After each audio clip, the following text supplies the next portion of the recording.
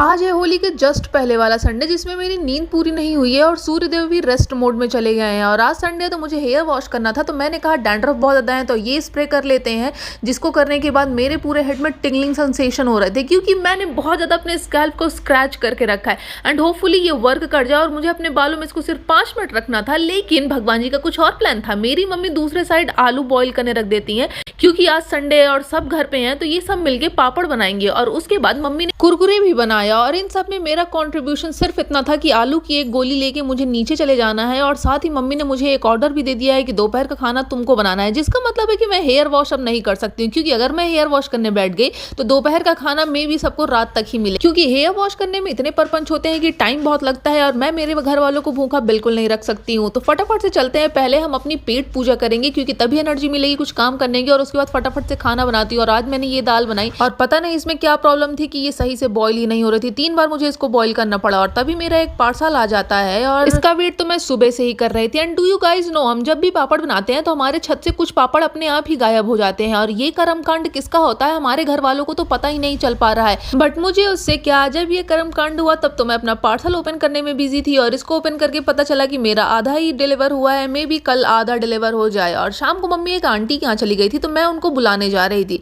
तभी मेरे साथ मेरा भाई भी दौड़ते हुए आ जा रहा है क्योंकि इसको भी चलना था मम्मी को बुलाने के लिए। और मेरा प्लान ये था कि मैं मम्मी को लेके चौक जाऊंगी और वहां से फुल्की खा के आऊंगी, लेकिन वहां पहुंचते ही मम्मी ने इतनी बुरी तरीके से मना किया ना कि मेरा फुल्की खाने का पूरा प्लान ही फेल हो गया। तो घर वापस आके मैंने सोचा क्यों ना हेयर वॉश कर लिया जाए, और जब मैंने देखा तो ये पूरे डब्बे ही खाली हो गए थे। और जो मैंने नया ऑर्डर किया है वो अभी आया नहीं है, तो इसमें थोड़ा बहुत जो बचा है बस उसी को यूज करके अब मुझे हेयर वॉश कर लेना पड़ेगा। और उसमें इतना प्रोडक्ट निकल गया कि मेरा हेयर वॉश हो गया। और हेयर वॉश करने के बाद मैंने अपनी जब स्कैल्प चेक किया तो उसमें एक भी डैंड्रफ नहीं था, और ये प्रोडक्ट इतना अच्छा काम करेगा मुझे बिल्कुल नहीं पता था, क्योंकि ये सबसे अच्छा तरीका है डैंड्रफ को रिमूव करने का। And thanks for watching, bye bye.